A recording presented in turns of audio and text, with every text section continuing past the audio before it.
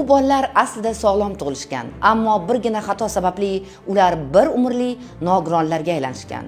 Bu xato chaqaloqlarda uchraydigan sariqlikka e'tiborsizlikdir. Yangi tug'ilgan chaqaloqlarning 60-80% ga qadar bolalarda normada ham sariqlik uchraydi.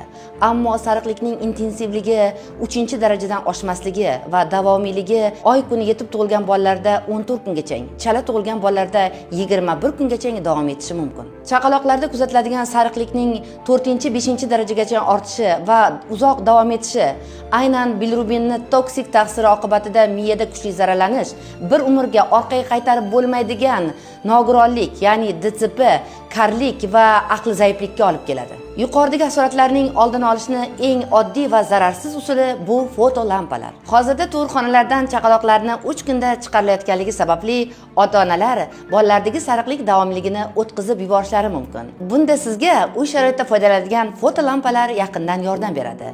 Boz ustiga mutaxassislar kelib chaqaloqning venasidan qiynab qon olmasdan oddiy usullarda bilirubin miqdorini hattoki hisoblab berishadi. Agar chaqalog'ingizda tekshiruvdan keyin bilirubin miqdori yuqori bo'ladigan bo'lsa, mutaxassislar fotolampalarni uyingizga yetkazib berishadi va chaqaloqda sariqlik ketishini davomiyligini kuzatib, sizga oddiy va zararsiz yechim berishadi.